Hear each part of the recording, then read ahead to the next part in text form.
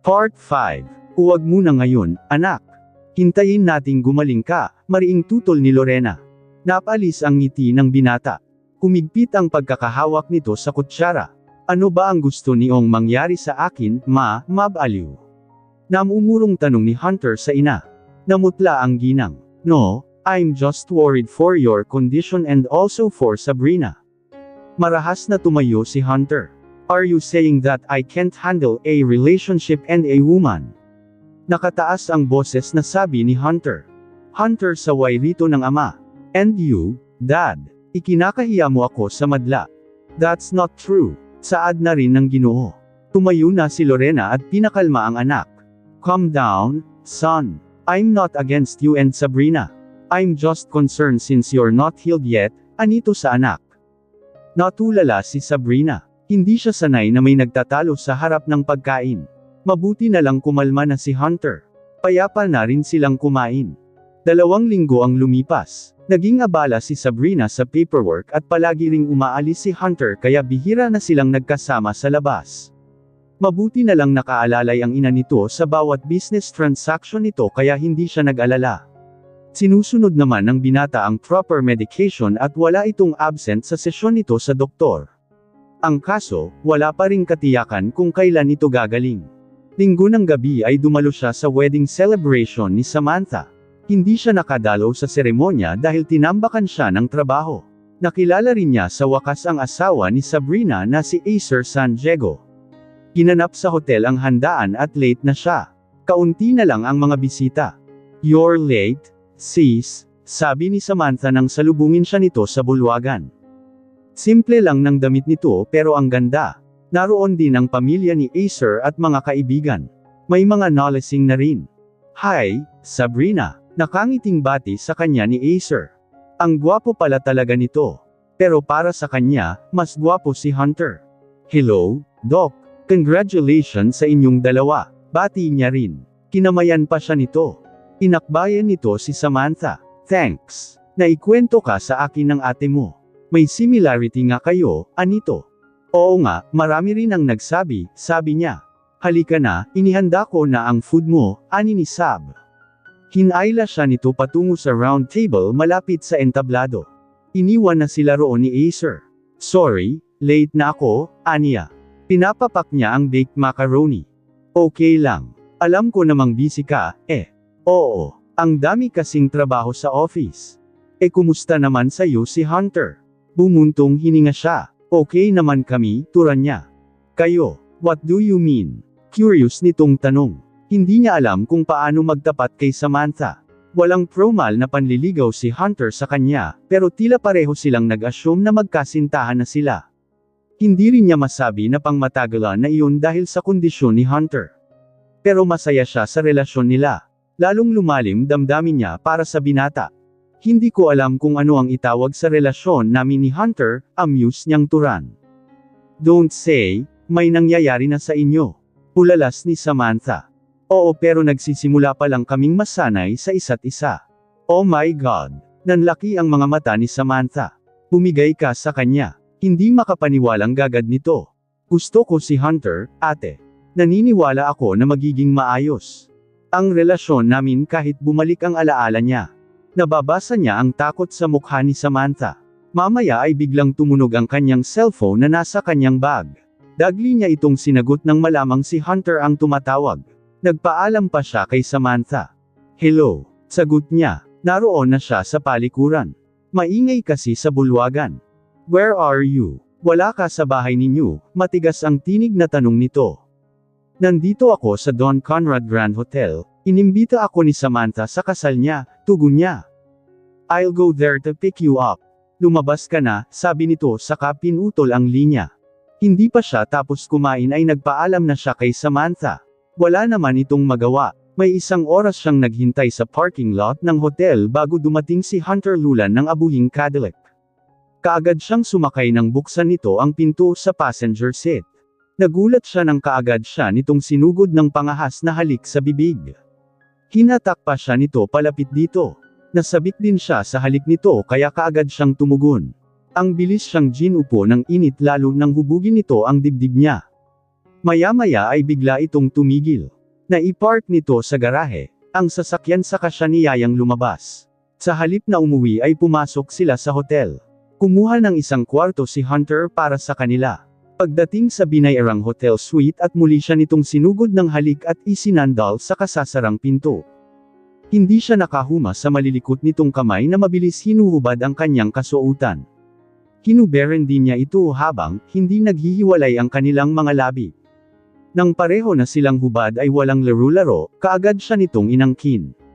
Kanina pa siya basa, ito rin ay naninigas na kaya diretsyo na sila sa gitna.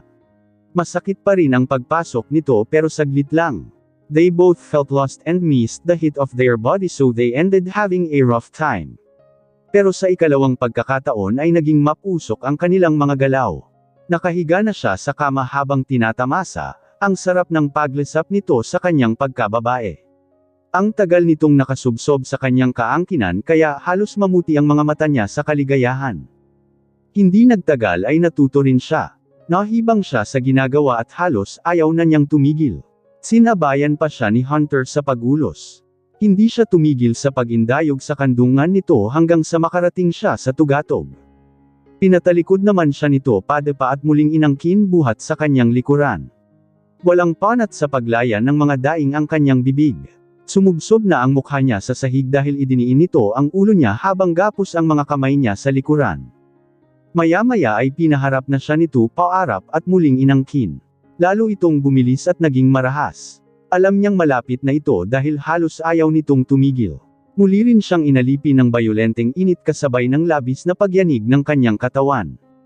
Sigaw niya ng pakiramdam niya'y magkabuhol-buhol ang katawan niya sa lakas ng pagbayo sa kanya. Nang inig na siya nang tuluyang sumabog ang kanyang sarap. Ganoon din ang paghiyaw ni Hunter bilang hudyat na orgasmo na ito. Nanatili ito sa loob niya habang naglalabas ng mainit na likido na nagkaisa sa kanya sa loob niya. Bumagsak ito sa ibabaw niya. Madaling araw nang nakauwi sina Hunter at Sabrina mula sa hotel. Pagdating tuloy sa trabaho ay antok na antok ang dalaga. Pumasok pa rin siya kahit halos 3 oras lang ang naitulog niya. Hindi siya maaring lumiban, dahil ang dami niyang trabaho. Mukhang hindi nag-report si Hunter dahil hindi ito tumawag sa kanya ng tanghali. Nakatulog siya pagkatapos ng tanghalian. Pag-uwi niya kinahapunan ay nakapagluto na si Rosalie. Marunong na itong magsaing at magluto ng simpleng ulam katulad ng sinigang na bangus. Kung minsan ay nagpiprito ito ng isda o kaya'y itlog. Kaya kahit matagal mawala ang nanay nito ay mabubuhay lang ito. Ate, nandito po si Kuya Hunter, bungad sa kanya ni Rosalie. Nagulat siya. Bakit walang kotse sa labas? Nasaan siya? Natatarantang tanong niya. Naroon siya sa kwarto mo. Hindi nakalock kaya pumasok siya. Patakbong umakyat siya sa hagdan. Pagpasok niya sa kanyang kwarto ay naabutan niyang nakahilata sa kama si Hunter. Tanging itim na boxer lang ang suot nito. Nanunood ito ng telebisyon. Hi, honey. Nakangiting bati nito. Nalaglag ang balikat niya. Isinara niya ang pinto. Bakit narito ka? Ang daming trabaho sa office, aniya, pumalatak na siya. Tumawag na ako kay Adele at siya na ang bahala sa appointment ko sa labas. So anong ginawa mo maghapon? Ibinagsak niya sa sofa ang kanyang shoulder bag saka siya naghubad ng sapatos. I went to my doctor, turan nito. Then, he said, I need more rest. Kaya raw sumasakit ang ulo ko dahil sa kakaisip. He gave me 1 week to rest at home. So si mommy muna ang aalalay sa kumpanya. I also talked to Adele to take over your job. I gave you 1 week leave. Ano? Pulalas niya. Tumayo ito at humakbang palapit sa kanya. Naghuhubad siya ng coat nang yakapin siya nito buhat sa likuran. Hinagkan siya nito sa batok. I want to spend more time with you. We will have a vacation to Laguna tomorrow, anas nito sa tainga niya. Wala siyang magawa dahil ito ang boss niya. Umihit siya paarap dito. Kaagad naman nitong sinalubong ng mapusok na halik ang kanyang bibig, ikanawit niya ang kanyang mga kamay sa leeg nito at tumugon ng halik. Hindi binaygo ni Hunter si Sabrina dahil nag-enjoy siya sa unang araw ng paglalagi nila sa rest house nito sa Calamba, Laguna. Namana pa raw nito sa grandparents ang 2-story house. Sa poolside sila naghapunan noong Sabado habang naliligo. Hindi niya mabilang kung ilang beses silang nagtalik ng binata sa bahay na iyon. Bawat sulok na ata ay minarkahan nila. Nalulong na siya sa kaligayahan habang kasama ang binata. If we will have a kids, I want them to stay here with you, sabi ni Hunter. Nakalubog silang dalawa sa tubig habang nakaupo sa hagdan ng pool. Kondong siya nito. Bakit dito? Ang layo sa kumpanya, aniya. Yes, because I want to hide you from those guys who want to seduce you. Natawa siya. Ang possessive mo naman. Kapag kasal na ako sa'yo, wala nang magtangkang manligaw sa akin. I won't trust anybody, Sab. You are mine, no matter what happens. Ayaw ko ng lalaking sobrang possessive. Nakasasakal at nakatatakot. So, ayaw mo sa akin. Okay lang basta huwag sobra. Kahit naman ako ay ayaw ko na may ibang babaeng lumalapit sa'yo. So, you mean, you love me? Bumuntong hininga siya, inaamin niya na pagnanasa pa rin ang umiiral sa kanila ni Hunter. Pero ramdam niya na lumalalim pa ang pagkahumaling niya rito.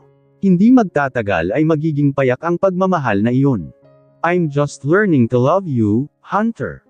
You know that our relationship was too fast to be considered as serious. You mean, you're not sure about your feeling for me yet? Tiningala niya ang mukha nito na nakayukyek sa kanya. As I said, I'm just learning. Pero gusto kita, Hunter. Matagal na kitang gusto kahit noong hindi pa tayo ulit nagkita. Ang kaso, ang layo na ng narating mo kaya wala na akong pagkakataon na malapitan ka. Natatakot din ako baka hindi mo na ako kilala. That's not an excuse, Sab. Kung nagpakita ka sa akin noon na malalaki na tayo, sana. Hindi ako nahulog kay Samantha. I just realized that I never forgot you. Bakit, Hunter? Huwag mo sabihing gusto mo ako noon. Ang noon ay ngayon, Sab. Bumalik ang memory ko sa panahong gusto kita. Hindi ko maintindihan. Yes, because you don't have an idea what I really felt for you before. Natawa siya. Grabe, napakabata pa natin noon. I'm just turning 13 when we left your home. Yes, and I am turning 17 that time. My feeling that time was back right now. Bata ka pa noon pero mukha ka ng dalaga. Niregla ka na nga. Ako naman, nagbibinata. Puppy love lang yun. He chuckled. I thought so. Pero may mas malalim akong nararamdaman noon.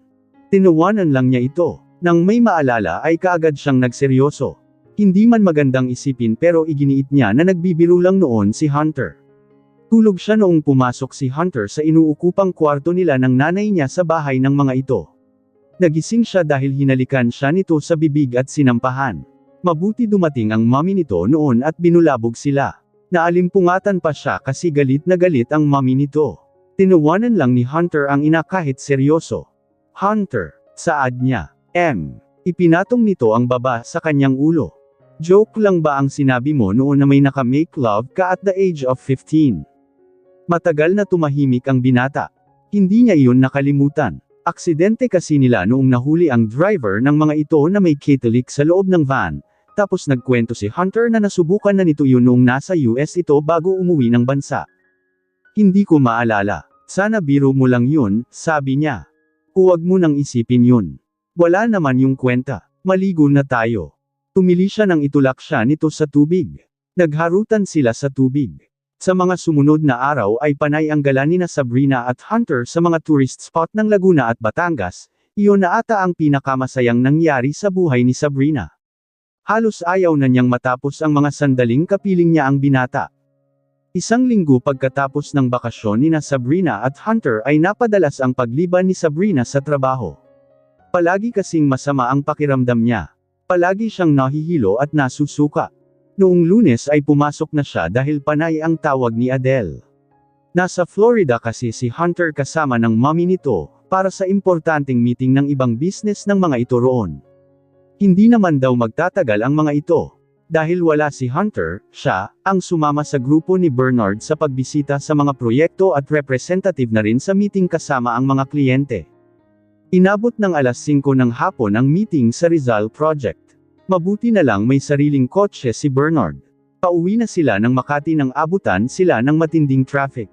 Okay pa ang pakiramdam ni Sabrina nang paalis sila sa Rizal, Pero nang nabanbin sila sa traffic ay nahihilo siya. Inatake siya ng matinding sakit ng ulo hanggang sa nagsuka siya sa labas ng bintana. "Hey, are you okay?" Nag-aalalang tanong ni Bernard. Hindi niya ito pinansin. Lalong tumindi ang pagkahilo niya. Inabutan siya nito ng bottled water. Kinuha naman niya ito saka siya nagmumog. Kumalma rin ang sikmura niya. Nagtataka siya, hindi naman siya mahiluhin sa binyahe. "Pwede bang ihatid mo na lang ako sa bahay?" Hiling niya. Sure. Nang lumuwag ang traffic ay dumiretso na sila sa bahay niya. Pinakanaka pa rin ang pagkahilo niya. Hindi na siya nakatanggi ng alalayan siya ni Bernard. Kung kailan papasok na sila sa gate ay tumindi ang pagkahilo niya. Nawalan siya ng panimbang. Mabuti na hapit ni Bernard ang baywang niya kaso aksidenteng nahatak siya nito at naglapat ang mga labi nila. "Shit. Sorry." Ulalas nito. On the spot, Hunter caught Bernard and Sabrina kissing in front of the gate. He parked the car on the left side of the highway. Automatikong umakyat ang galit sa kanyang ulo. Pinuhat pa ni Bernard si Sabrina papasok ng bahay. Hindi na muling lumabas may ilang minuto. "You both. Nawala lang ako ng 1 linggo."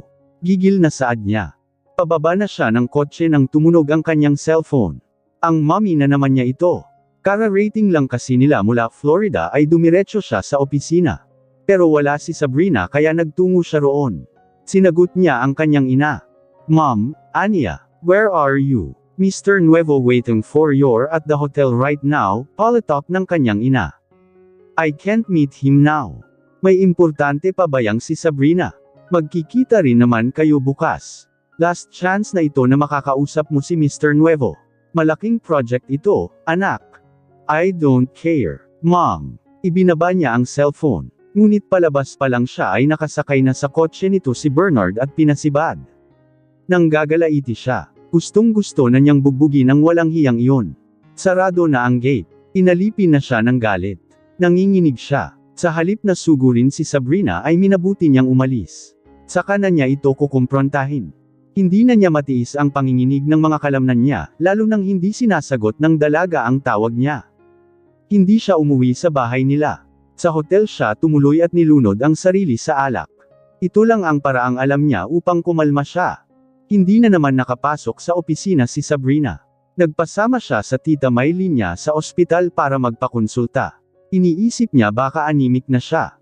Ngunit nang lumabas ang resulta ng blood test, kasama ang pregnancy test na request ng doktor, noindang siya nang maging positibo. Buntis siya. "Hala, huwag mo sabihing may nangyari na sa inyo ni Hunter, Sab." Ulalas ni Maylin. Hindi niya naitanggi rito ang katotohanan. "Opo." Papasok na sila sa gate ng bahay. Nako, kailangan malaman niya ito para panagutan ka kaagad. Nagpahinga muna siya, ilang tawag ni Hunter ang hindi niya nasagot. Nakauwi na pala ito mula Florida, hindi man lang siya dinalaw. Kinabukasan pagpasok ni Sabrina sa opisina ay kumalat, ang tsismis na may pinaalis umanong engineer si Hunter na isa sa pinagkakatiwalaan nito.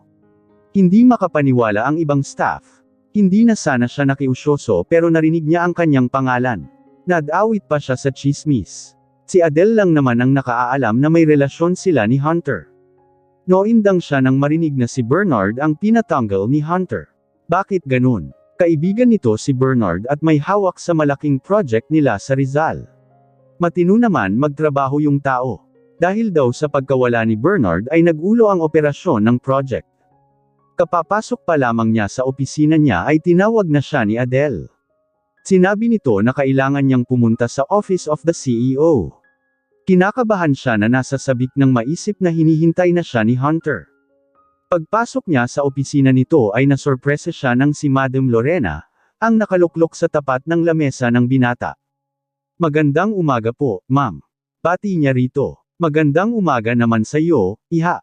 Maupo ka, anito." Umupo naman siya sa katapat nitong Celia. Naiilang siya sa seryosong ginang. "Alam mo ba na naisugod sa ospital si Hunter? Kahapon ng madaling araw." "Anito?" Nagimbal siya. "Bakit po? Anong nangyari?" Natarante siya. "Buong gabi siyang naglasing sa hotel suite niya. Hindi ko siya nakausap dahil nagwawala siya. Halos mapatayo siya sa pagkawindang." "Bakit po?" Nababahalang tanan niya. Noong nahimasmasan siya sa ospital, sinabi niya na nakita kanya, At si Bernard na naghalikan sa tapat ng bahay nyo. Totoo ba yun? Natigagal siya. Sa kanya naalala na hinatid pala siya ni Bernard noong isang gabi sa bahay nila.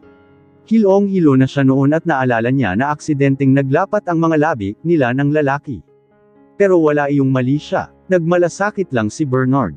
Pinuhat pa siya niyon papasok ng bahay hanggang sa kwarto niya. Ibig sabihin ay naroon lang si Hunter noong gabing iyon. Pero bakit hindi sila nilapitan?